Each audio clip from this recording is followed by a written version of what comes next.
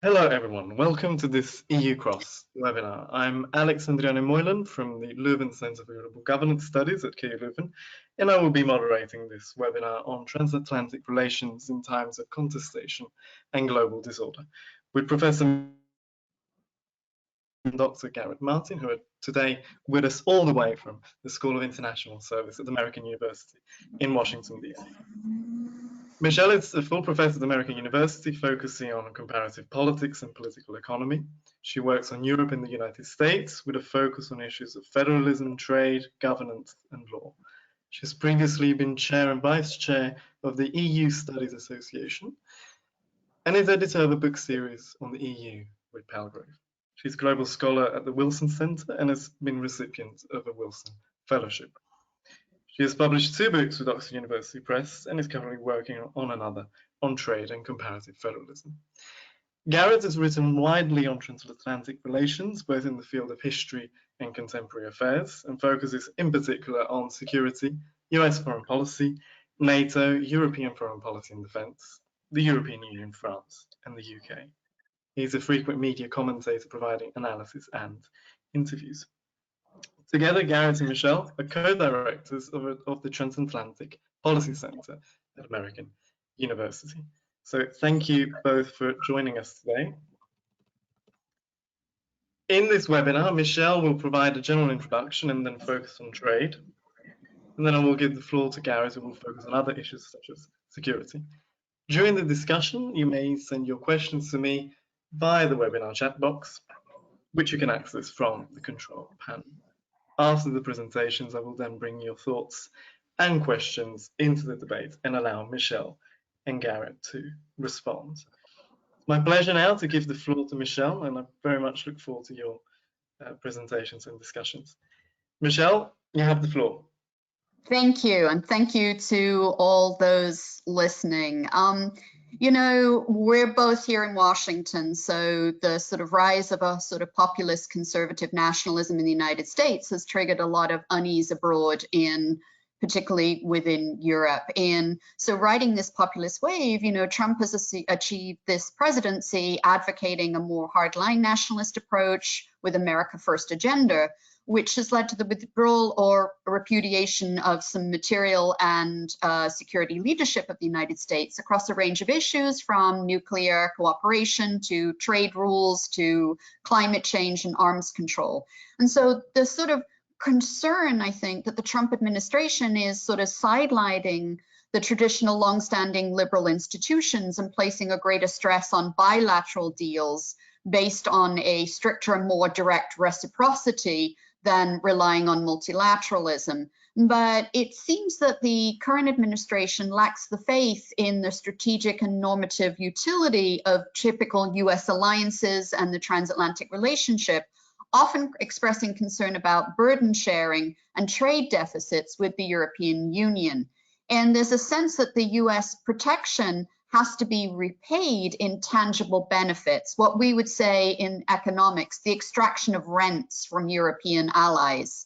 There's a sense in some circles that this is different in terms of foreign policy positions, you know, whether it's issues from trade agreements to security alliance to human rights, that it seems to depart from this long-standing liberal internationalist tradition that has been prevalent in US foreign policy since 1945. Certainly, but then we need to look at it historically, and Professor Martin is also a historian, and we need to think about sort of the conflict over objectives in the past to ask ourselves whether this really is different. You know, whether you think about the disagreements of Willy Brandt and Ostpolitik and détente with East Germany, or whether you think about the differences over a two-state solution in the Middle East, or thirdly, even the invasion of Iraq in 2003. So for some, the question is this sort of disagreement over the fundamental structures and the operating assumptions of transatlanticism, or are they being called into question? Is this time different? And so some have pushed for Europe to sort of enter the breach, or whether saying that they're still in the breach, they're still promoting multilateralism, and whether they should look for new allies, whether those new allies might be the other transatlantic relationship, Canada, or whether it might be ad hoc with other allies, for example, China and others, and whether the European Commission's new effort for a more geopolitical leadership is sending a signal that, you know, the EU feels that as a creature of the liberal order, it has an existential stake in preserving it. And so for those in foreign policy circles, I think we also need to ask ourselves to not only look within Washington, but outside the Beltway. So, you know, how much do people care about the transatlantic relationship? How much do they care about the liberal order? And especially as some people say, well, it's delivered for Europe and the West. Has it delivered for others? And so the question is really about the public's perception of what is strategically important in terms of the EU, the transatlantic relationship, and the liberal order. And so, you know, just two perspectives here. Realists, if we remember at the end of the Cold War, talked about, sort of said, this presents an unexpected and in many ways existential challenge to the relationship due to the collapse of the Soviet Union. That would be a realist perspective. Does that still stand today vis-a-vis Russia and China? You know, institutionalists were saying, you know, there are sunk costs, there are important institutional patterns of cooperation, and, you know, we need to expand the remit of these international strands of cooperation. We need to engage in new issues, we need to include emerging powers, and we need to preserve the institutional foundation. But for me, I think there are two very different liberal orders that have evolved in the post-war period between the US and EU. And one is the security order, which Professor Martin will talk about. But for me, that's asymmetrical and hierarchical. And that is really very much one that I would call, in terms of using the language of political economy, dependent development. The difference is that, you know, if you look at economic order, it's balanced, it's liberal, it's rule-based, and it's one that is very much about market power and probably both competitive liberalization and occasionally economic coordination. So there are two different orders, and the question is, you know, what are those currently, you know, economic orders and security orders materializing now, or evolving or developing? And in particular, when Macron talks about strategic autonomy, and when Europeans are really moving in terms of maintaining multilateralism, promoting free trade agreements, and moving forward, in some cases without the United States. So the question for me more broadly is this level of tension qualitatively worse when compared to previous periods? And secondly, how much of this challenge to the liberal order, whether it's contestation or whether it's sort of impacting the global disorder, how much of that is an internal challenge and how much of that is an external challenge? So I'll turn over to my colleague to pick that up. Well, first of all, thank you very much for the invitation to take part in the seminars, and greetings to all who are listening. It's certainly greetings from a cold and rainy Washington. I don't know if that's supposed to be a metaphor of the state of transatlantic relations or if it's just normal seasonal weather. I'll let you decide. But I would like to pick up, I think, on a few points. And I think the historical question is important here, because there's certainly a cottage industry of books written all over a period of time suggesting, you know, NATO in decline, NATO in crisis, transatlantic relations in crisis. So one could probably suppose that friction is inherent in the transatlantic partnership, and it's always been a part of the equation. And we've seen that whether, you know, over the Suez crisis, over the historical period that I looked in the 1960s, when you had France withdrawing from NATO's integrated military structure, or over the Euro-missile crisis in the 1980s. And I think even maybe more recently, and maybe even more of an apropos example, it was a significant tension in 2002, 2003 between the United States and at least parts of Europe, with similar echoes. A unilateral president in the White House who was not individually popular in Europe, in George W. Bush, who withdrew from the Kyoto agreements. We had small battles over tariffs and over steel.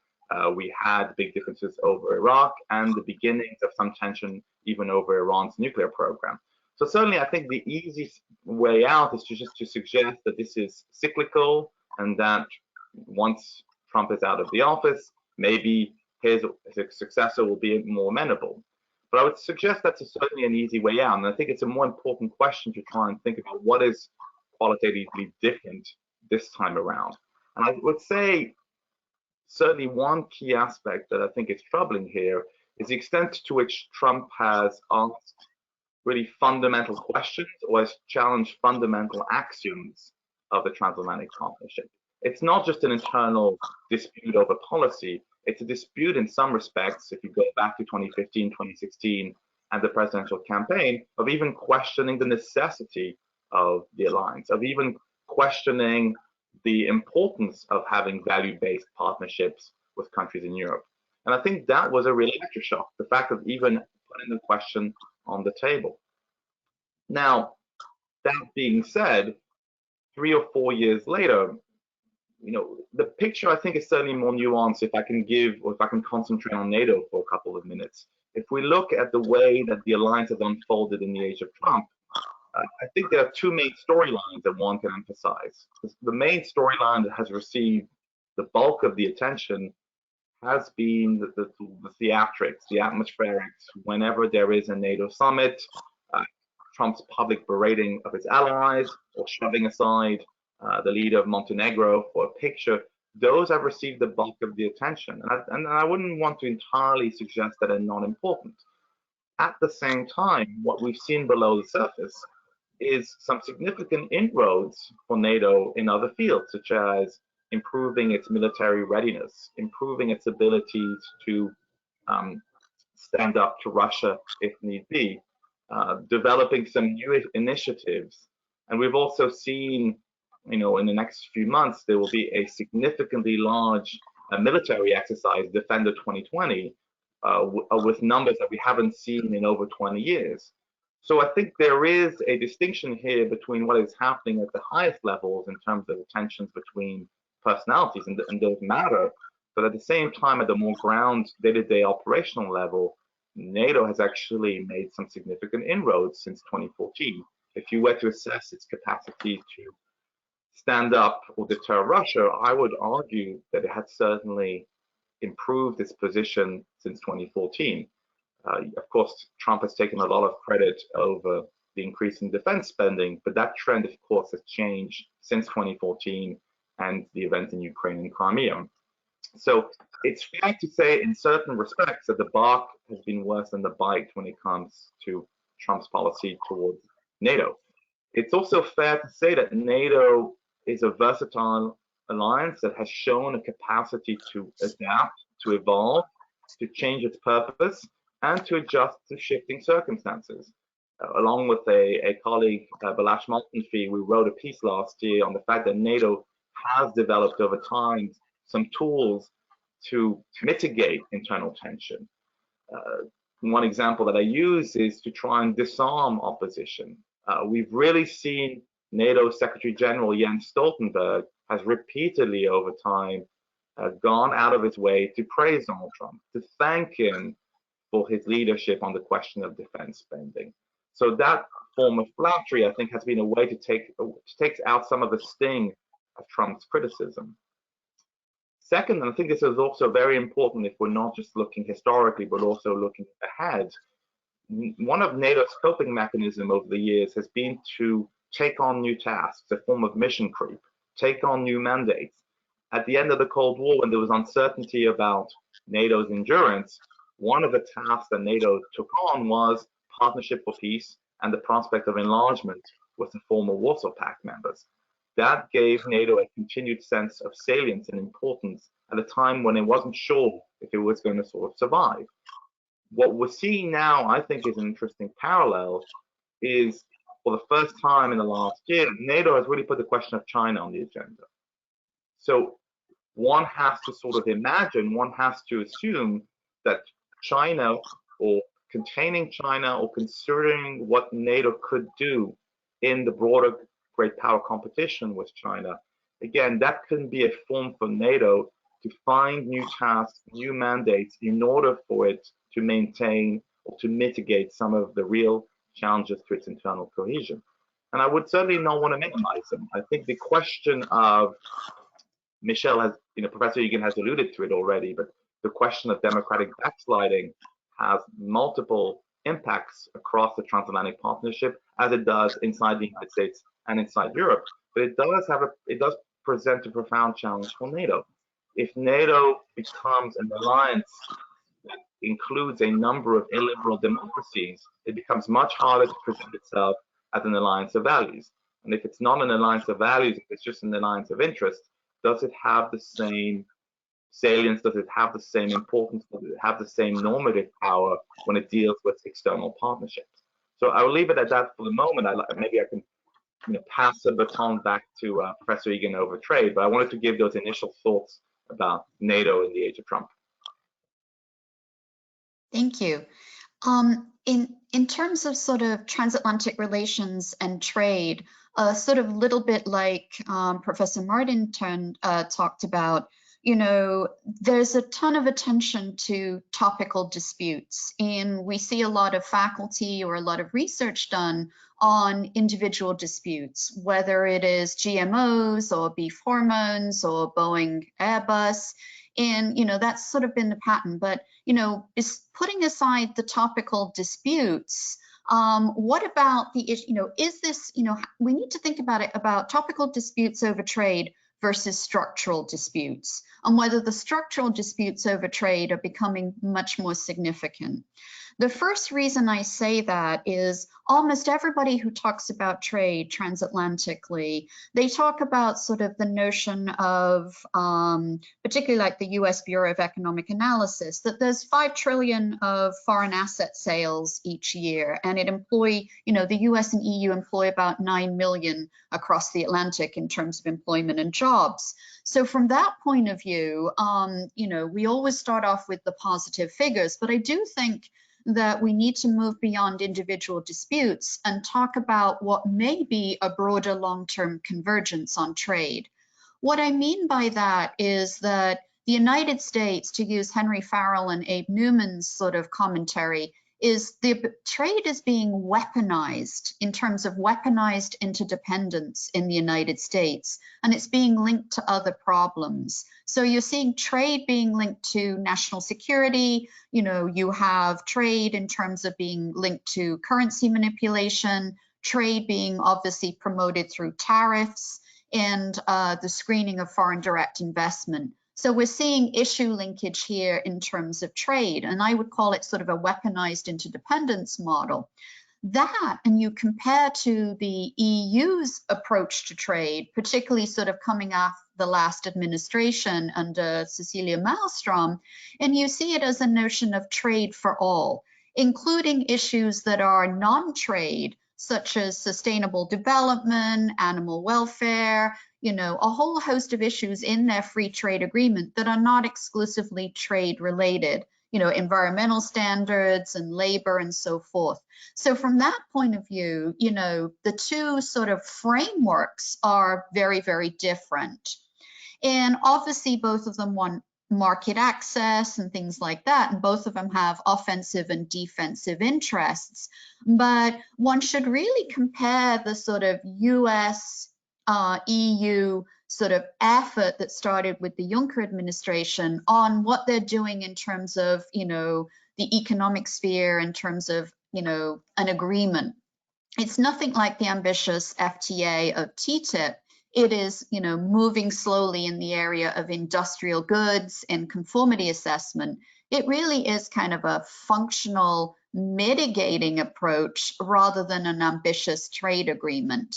But the question is that good? If we do address just tariffs and we do sort of liberalize those, tariff peaks, is that, an achievement given the current weaponized interdependence? And secondly, given the sort of domestic disputes and ratification processes in the US and in the EU, is it better to go for something that is exclusively trade rather than something that is more ambitious with trade and investment?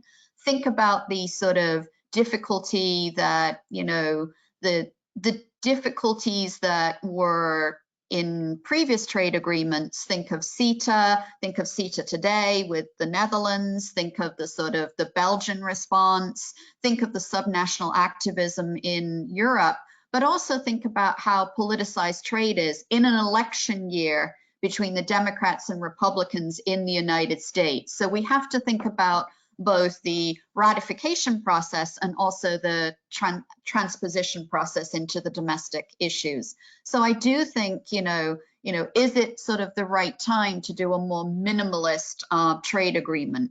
That said, I also think that there are not only beyond weaponized, but I also think that we need to think about trade beyond the transatlantic relationship and the economic interdependence. A lot of the rulemaking is taking place outside of the traditional US-EU, but also in multiple venues.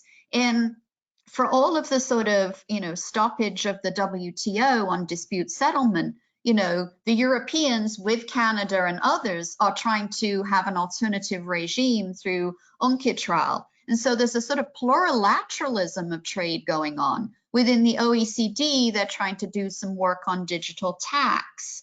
And so there are other venues that, trade is taking place in terms of facilitating trade. The third issue, I would say, is the notion of Phil Hogan was here in Washington, and he talked about, does the US and EU want to be a rule maker or a rule taker?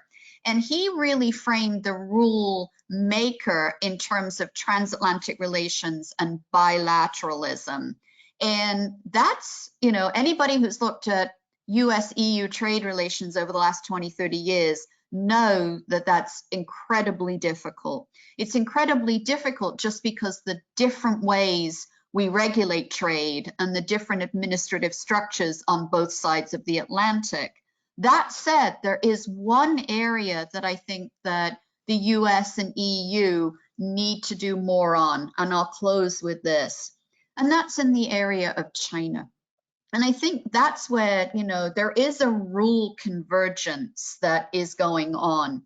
And Chinese foreign direct investment has been subject to a tremendous amount of scrutiny in the United States under a process known as CFIUS, where the US can review and screen foreign direct investment. It's usually been applied to defense and defense infrastructure, which means it's an East Coast phenomena. But increasingly, it's being used in terms of technology, which impacts Silicon Valley, which is a West Coast phenomena. And so recently, the US has modernized CFIUS and made it much more having teeth. And that's corresponded by the EU finally introducing some screening on foreign direct investment. It's a much weaker mechanism. It is very much different in terms of the national variation of regimes. It's much more decentralized. But there's a sort of sense that they're talking about, Chinese foreign direct investment given state-owned capitalism. So I think we should start touting, given the relationship, areas of which there could be potential cooperation. That said, the final area, and I will conclude here, is the final area is really about, subnational. I think there's more rule alignment and regulatory alignment between the EU and the states. And what I mean by that is that, there is a great deal of interest at certain states with genetically modified foods and the banning of GMOs. There is issues in terms of GDPR at the state level, particularly California. And so we're starting to sort of see a sort of rule alignment and sort of some views that perhaps it's at the state level that the EU should be paying much, much more attention. That said, you have an advantage in the EU for subnational actors is that they have, access and avenues, some at council meetings, some via Committee of Regions, some via input into the trade process. That's much, much more fragmented in the United States. We have the institutional mechanisms, the Governors Association, the Council of State Governments, and so forth. But, so we have an institutional architecture, and I think that, the EU can engage them. Not only that, but they sort of don't have the direct role as governors in trade agreements that you might find in the EU. Thank you. Thank you very much, both Michelle and Garret. I think we already have a lot of food for thought. I would just like to bring in a couple of questions that we've received from the audience, just to guide the rest of our discussion today, which have, I think, a couple of underlying themes. We have, first of all, Patricia Garcia Duran, who kind of, I guess, pushes you, Michelle, to a bit of blue sky thinking, and asks, what will EU-US trade relations look like in a post-Trump world? And I think essentially the question is, how much is the current scenario, the current situation about Trump, and how much is it instead about kind of broader underlying trends? We have also a question from Tim Rivera, who mentions a recent poll by Pew, in which European publics were asked whether they would take sides in a hypothetical conflict between the US and China. And it turns out that European publics are largely reluctant to take sides. And again, the question is it essentially a structural factor of how our current international system functions, especially with regard to great power competition and these kinds of dynamics? Or is it instead largely explainable looking at the rhetoric of President Trump? And I think perhaps this is something you can elaborate on. Are we talking about long-term new trends that will have a deep and significant echo in the coming years, or is it a kind of a momentary lapse related to current politics? Garret, do you want to answer the second question? Because I spoke for longer. Sure, absolutely. Well, first of all, thank you for both Patricia and Tim for the question. I feel far more at ease maybe answering the second question than the first question. You know, I think on trade there would be definitely some imposter syndrome here, so I will refrain from commenting on that. You know, the question, yes, it's a very good and very salient question, because we have seen a number of public opinion polls that are somewhat concerning. We've seen those polls here that were mentioned in terms of a European public seemingly on the fence between the worsening tension between the United States and China, which may seem surprising considering there is a far greater degree of partnership exchanges between the United States and Europe than there would be between Europe and China. I would also add a couple of other polls which I think are concerning in the long run, and also looking at the other side of the equation. Pew had some polls this week that showed a decline in support for the EU in the US, and increasingly the EU has become a partisan issue, which I think is also troubling. That if you are a Democrat, you're far more likely these days to have a favorable opinion of the European Union as opposed to if you are a Republican supporter. So I think if this issue of the transatlantic partnership becomes a sort of domestic polarization, as many other subjects do, I think that's certainly concerning. The other element which I think is also concerning is suggestions in the United States as well, that the millennials, the younger generation, are more likely to be inward-looking and more likely to be skeptical of the United States playing an assertive role on the world stage. So I think that also does not, if that trend remains, does not necessarily bode well for the vitality of the transatlantic partnership. I would say that it's difficult to exactly evaluate the extent to which it's a personality-driven tension and the extent to which it's deeper and more structural. But my suggestion would be probably more the latter, actually, because even in the Obama years, while Obama himself was very popular in many parts of Europe, of course it ebbed and flowed depending on the time period, but overall Obama himself tended to be popular. If you still broke down and look at the numbers, if I recall, there was still deeper skepticism towards American policies in Europe. So some long-standing differences over American unilateralism, over specific issues such as climate change. Those, I think, have become more deeply anchored in the European public. So I would assume that even if, when President Trump leaves the office, whether it's January 20th, 2021 or 2025, I still suggest that for those of us, and I include myself, who are deeply committed to this transatlantic partnership, there is significant work ahead. And if I also may add an element which I think is maybe not sufficiently appreciated as well, is the extent to which American society is also changing. The percentage of Americans of European heritage is steadily declining. And so you also have to think anecdotally about what individuals, what young people are you bringing to the table in terms of their interest in the subject of the transatlantic partnership.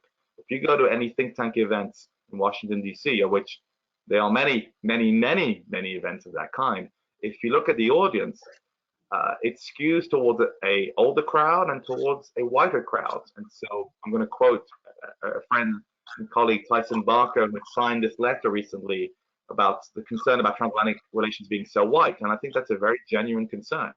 You really have to think about being inclusive and which individuals, which segments of the United States are you bringing to the table when it comes to the future of the transatlantic partnership.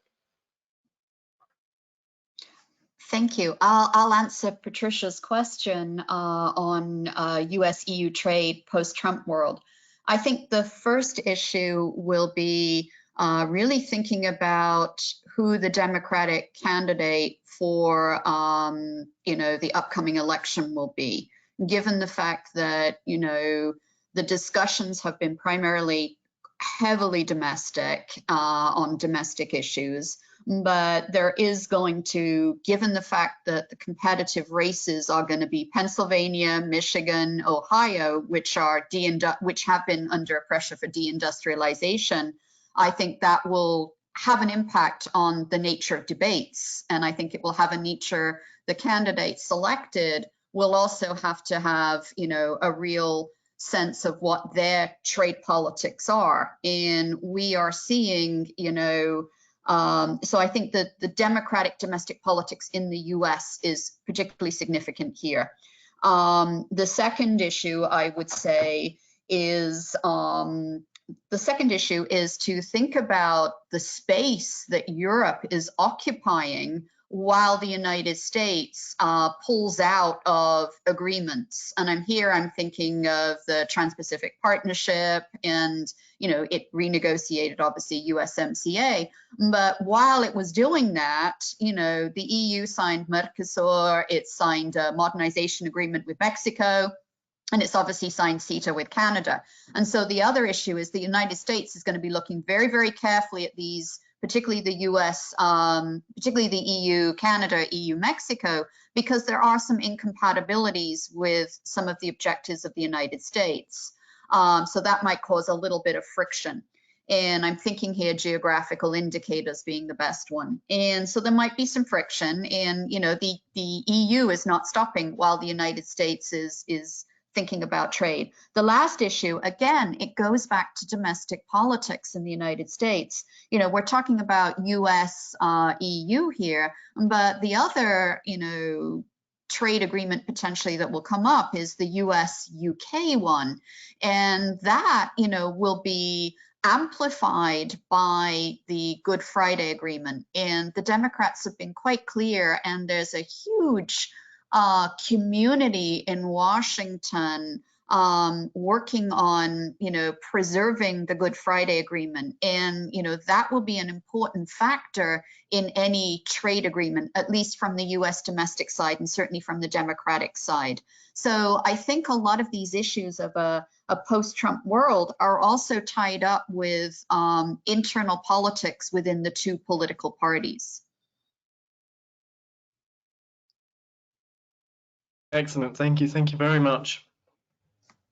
At the beginning of the discussion today, I remember, Michelle, you briefly touched upon China, and we have a question from Priya Pujari, who provocatively perhaps asked, well, shouldn't the EU perhaps just pivot to China, considering how important an actor it is, both from a trade perspective and more generally in global affairs, instead of repairing its increasingly kind of fraught relations with the United States? Where should the EU's priorities lie, basically? I think it's the question. It's a great question. It's one I'm going to also geopolitically have Garret add to as well. But, you know, from the point of view of political economy, the bigger issue is models of capitalism. And, you know, there's a real more of a convergence of models of capitalism between the US and EU on, you know, EU and Canada than there would be sort of with a state-owned managed capitalism in China. And that said, you know, looking at it from Washington, and I say that as a caveat, that, you know, the EU looks like a regional power. And it looks like a regional power in, you know, it may be a market power, and we hear that a lot, but it's not a market power in Asia. And, you know, and it's, you know, it's a different role than the United States has in Asia. And I think the other issue too is that, you know, the Europeans are going to have to think about, you know, they've got their own so many domestic challenges. You know, when you think about it in terms of populism, when you think about it refugee crisis, when you think about it as coming out of, you know, you look at the growth rates in different countries across Europe, and then a demographic issue, and then finally you know, Brexit and dealing with the consequences of that. And so I really do feel that they've got a lot of internal challenges on their plate. And I think that sort of, you know, as a regional power, I think the focus perhaps is on, it should be potentially on the Balkans rather than on, you know, that's not to say missing a market, but I think that there's so many other things in terms of rule alignment it needs to think about, you know, within the broader regional sphere. Well, thank you very much, Priya. I think that that's certainly an excellent and provocative question. I think if you're trying to dissect it a little bit, you'd have to sort of think, you'd have to ask, what do you mean by pivot to China? When the Obama administration was talking about pivot to China, they were approaching it from a variety of angles. But one was, of course, a perception or a understanding that the size and the clout of the Asia Pacific and the world economy meant that the United States had to recalibrate its focus on that region away from the Middle East, which had really become a significant quagmire for American interests. But the United States is a global military economic power that has the capacity to project interests and influence across the world.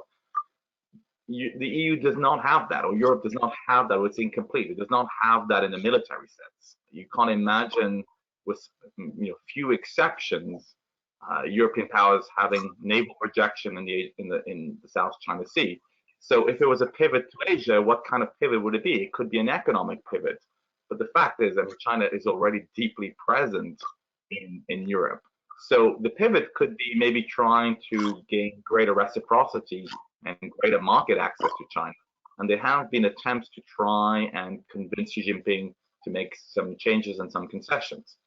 But it will require, and this is a problem, I would argue, for Europe and the EU in many other domains, it would also argue coming up with a common approach towards China. And on certain key issues, whether it's Huawei or whether it's foreign investment that Professor Egan was referring to, we see a serious split in Europe in attitudes. And so I think a conscious decision to pivot towards China would require the EU to be able to come up with a clear strategic common understanding, a common perception of threat. Now, again, I think there have been some important steps taken in recent years. We've seen, if you go back to the global strategy of 2016, we've seen more of a balancing act in terms of the language that the EU uses. They refer to principal pragmatism. The new High Representative, Josep Borrell, is talking much more about the language of power. So the EU is trying to do what it had not done, in my view, historically, which is adopt more of an approach that would be characterized as power politics. But it takes time, and it's difficult to undo that. The second element, I think, of the question of a pivot to Asia would require some form of emancipation from the United States. And I use that word intentionally. It would require that the EU is really able to implement its strategic autonomy, and it would be able to do so in a way that it would still be able to maintain its unity and not undo or create too much damage towards its relationship with the United States. The EU is not currently, in my view, capable of fully defending itself. So any sudden emancipation, I think, would create a dangerous power vacuum in Europe. So if there was a pivot, it would have to be a bit like an oil tanker when it's turning in the ocean. It would have to be a very slow, progressive recalibration. Now, with that being said, if we are to be, or if we are moving, as many American foreign policy strategists and others are talking, in an era of great power competition, there's no reason for the EU not to sometimes take advantage of that fact.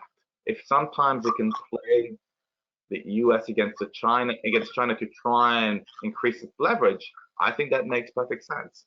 But a dramatic pivot towards China would have to be a very slow, progressive, and well-defined process, in my view. Great, thank you both for that. We've had some more questions come in. Again on trade. We have another question from Tim Rivera, who asks instead, what about the weaponization of trade that we've seen in the United States? Could that be a pathway that the European Union could follow? Could it behave in a similar way? And therefore, I would add, be more of a kind of transactional international act, so rather than a normative power as it is attempted to be in the past. And then again, another question from Tim relates to kind of the dynamics and the interconnected dynamics between the US, China, and the EU. He points to how China has gradually increasingly filled the void that the US has left in many multilateral institutions. And the question then is, well, has this move by China kind of, again, had a negative effect on transatlantic relations, and how do you see that developing?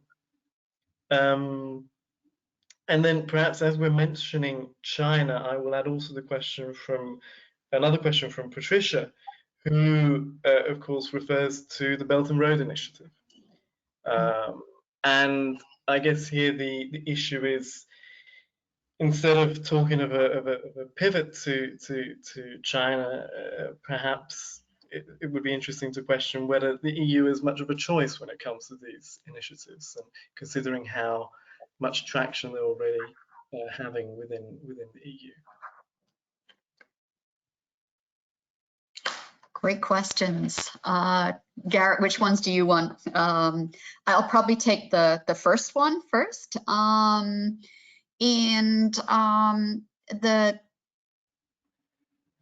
What about the sort of weaponized trade? Will the EU move to a more transactional actor approach? I think that there is one way I would think about the divergence is if you were looking at domestic politics now and you're looking at budgetary politics in the United States, one of the things that's under great stress, both, and this goes to a little bit to Tim's interest, is the foreign aid. I mean, the foreign aid budget is under tremendous attack in the current US administration's budget. And that, that's really, really significant. And it's foreign aid, but it's also aid in terms of culture, diplomacy, and so forth, that is really sort of probably, unless it's reinstituted by Congress, it really is under pressure. And it's not always popular. And so from that point of view, the EU continues, as do member states, to be really, really very significant as foreign aid through its various programs, everything but arms, its GSP preferences, and so forth. So I think from that point of view, you know, there is a transactionalist element to it, you know, because you do want access to markets, but you are also sort of providing foreign aid in a way that, you know, is much more significant, whether that's accession through the Balkans, through, you know, the history over the last 20, 30 years. And, you know, foreign aid has been much more controversial. So I think that makes the EU a little bit less transactionalist. That said, the EU is also beefing up its defense instruments. You know, when you think about anti-dumping and the debate they had about market economy status on China. So, you know, I think the normative power is a misnomer in trade, because all states have or blocs have offensive and defensive interest, and I think it muddies the waters a lot. And so I also think that the EU is really strong and consistently pushing its rules in a variety of multilateral institutions and fora. And it sort of pushes you know, sometimes through economic aid and assistance, to create state capacity when it signs free trade agreements.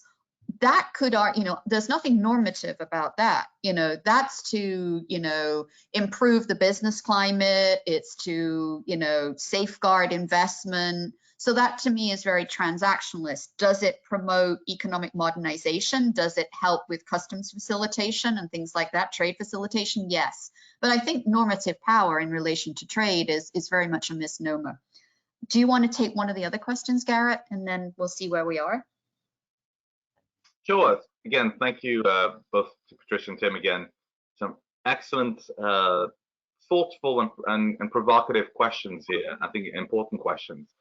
I think on the first, on the question of on multilateral institutions, you know, recently, if I recall, the Chinese official in the UN made a real point about the fact that China was a respectable custodian of the international system, of international organizations, that it always paid its dues on time to the UN, unlike the United States.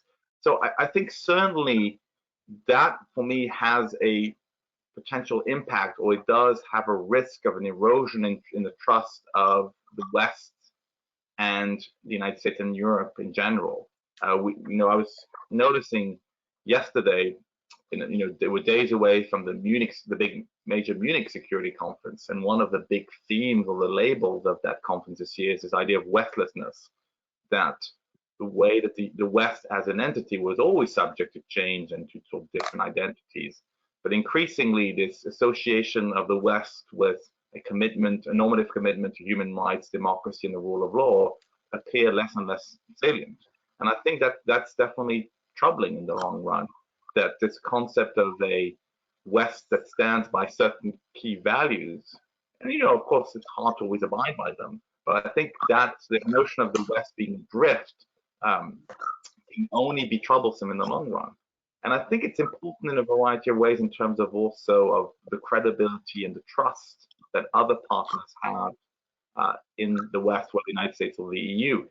To give you, I think, a tangible example here, and this is also one that is a deeply important element of the Transatlantic Partnership, is if you look back at the Iran nuclear deal, it was a painfully difficult negotiation. In the United States, there tends to be a focus only on the period of negotiation when the United States becomes more active in 2013. But it goes back to 2002, 2003. It took 13 years of difficult negotiations, of patience, of consistent but measured pressure on Iran to bring them to the table, and to then make the decision to only limit yourself to focusing on the nuclear dossier to the detriment of others. And the fact that then the United States withdrew so quickly makes it very hard then in the future for other willing participants to engage into sort of difficult negotiations or to make difficult concessions with the United States over key areas such as nuclear proliferation, if they fear that those agreements are going to be subject to the domestic volatility in the United States. So I think for me, that's certainly concerning. And on the other point about does Europe really have much of a choice over China? I think that goes into one of the fundamental obstacles, in my view, to greater convergence between the EU and the United States over China. And if I can use a metaphor from the Cold War, it's an asymmetrical problem. During the Cold War, the Western Europe was far more exposed to possible nuclear weapons of the Soviet Union and its allies than the United States. But nonetheless, the United States still provided the nuclear umbrella and still suggested that the fate of Europe would be tied to the security of the United States. What we're seeing here over the question of China is the fact that the Chinese economic clout in Europe is far greater than it is in the United States. It's true in terms of investment, but it's also true in terms of Huawei. So the challenges for the EU to decouple itself from China are far greater than the United States faces. And so I think that asymmetry has proved to be a difficult obstacle in terms of greater convergence, because on other matters, whether it's theft of intellectual property, whether it's access to the Chinese market, whether it's finding some of China's domestic policies reprehensible, there's certainly agreement. But this asymmetry, I think, is proving to be a significant obstacle here. I would like to sort of say and sort of pick up the filling the void in multilateral institutions. I think we do a disservice because we focus on certain institutions, the WTO dispute settlement, and we focus on pulling out of the nuclear deal. But the proliferation of international agreements that the United States is still engaged in is quite large. It is engaged in the OECD in digital tax. It is a member of a number of international institutions. That said, in terms of the question about filling the void, and I want to use the example where I think that, there is kind of sort of great power politics and competition, and it's reflecting different strategic interests, is we don't pay enough attention to what's going on in the Arctic. And one of the things I would say is, this is an area of Russian and Chinese great power politics and competition. It's being affected by climate change because you now have access in terms of waterways that you didn't in the past, or you will have, which will create a strategic challenge. The EU and certain member states are very active in this area. What's interesting is that the United States has defined this as a strategic interest and a security interest, and all of the work being done on the Arctic, a lot of it's coming out of Department of Defense. You compare that with Canada, which also has a significant interest in the Arctic, and it is all about sustainable environmental development, sustainable development, indigenous rights. The two perspectives towards the Arctic, which, they're both part of the transatlantic relationship, are markedly different. And so, the idea that we have that the United States is disengaging, is sort of the ones that get visibility, but I think there's also very strategic engagement on other issues, and the Arctic and the Arctic Council would be a very strong example of this. Okay, thank you both very much. Are there any concluding thoughts you would like to share with us before we bring this webinar to the close? Garret, you want to go first? That's a hard one to do.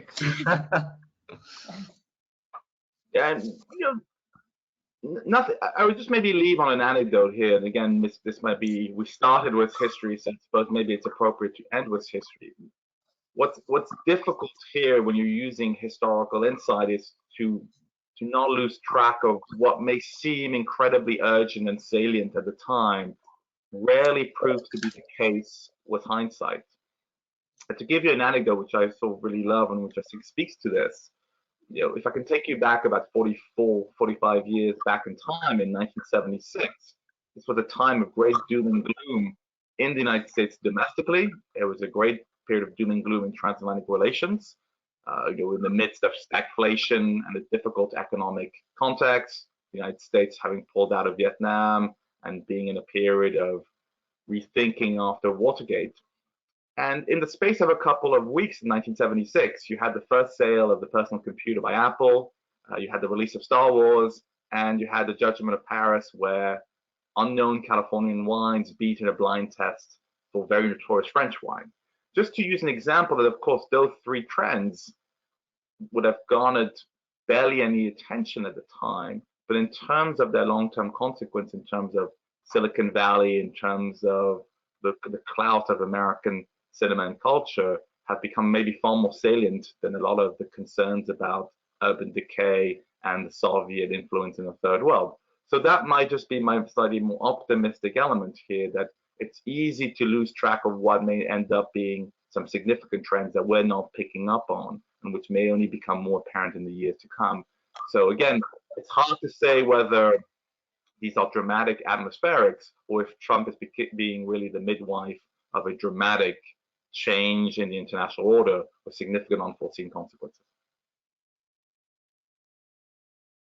I think I would say that narrative and discourse matter, and I think the EU is trying to manage that discourse and narrative. I would also say it looks from the outside that the US is trying to unburden itself of the institutional constraints of conventional alliances, maybe moving to what former Ambassador Richard Haass, Secretary of State, said is a la carte multilateralism, and now perhaps we might use the phrase selective engagement. But I think we need to ask ourselves is what type of liberal order or transatlantic relationship we want. Do we want an alliance? Do we want a partnership? Or do we want a coalition? Because the underpinnings of those different relationships are quite significantly different. And so I would say, is it that we're wedded to the notion of an alliance, or, you know, should we have partnerships on certain issues, or should we be building broader coalitions on others? Thank you. Well, thank you very much for that. And I think this is all the time that we have for today, but I would really like to thank our speakers, Professor Michel Egan and Dr. Garret Martin, as well as our audience members for taking part in this webinar. Follow us on Twitter at EUCross for updates on our upcoming webinar sessions. From Michel, Garret, and myself, thank you and goodbye. Thank you. Thank you.